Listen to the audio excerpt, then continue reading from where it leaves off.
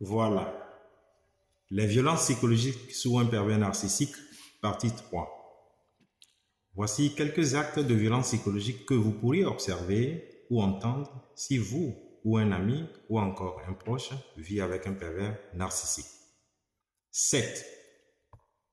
C'est une personne qui ment beaucoup. Si vous ne faites pas attention, vous ne saurez pas. Rappelez-vous qu'il vous a bien manipulé et vous le croyez. Vous êtes même prêt à le défendre.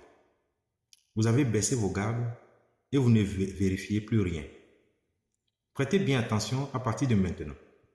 Si vous suivez mes vidéos et si vous soupçonnez quelqu'un autour de vous d'être un pervers narcissique, vous découvrirez ses mensonges.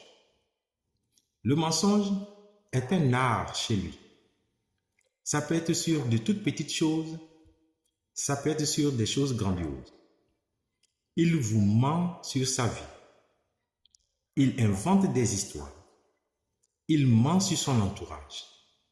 Il est capable de mentir sur vous en votre présence et ce sera sa parole contre la vôtre quand il sait que vous l'avez découvert. 8. Il change souvent de sujet pour vous échapper.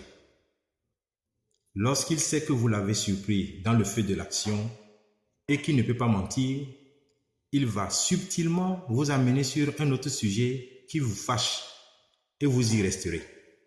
Par exemple, n'est-ce pas, tu m'as dit que tu ne portes plus cette chaussure? Quoi? Tu penses que ce que tes parents portent ont plus de valeur que les miennes? Ah, je vois.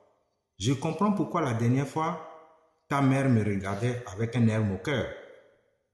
Donc comme ça, vous passez votre temps à parler mal de moi.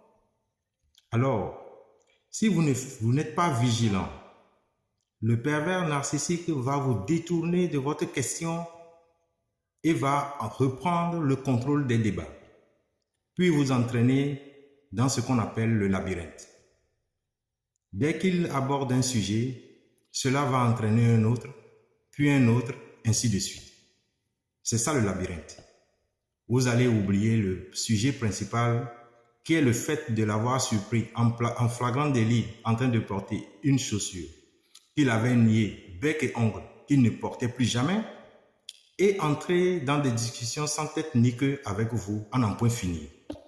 Au finish, vous serez fatigué et vous allez clore la discussion. Dites-moi en commentaire si vous avez déjà rencontré des choses pareilles. Abonnez-vous, likez et partagez cette vidéo. La suite dans la partie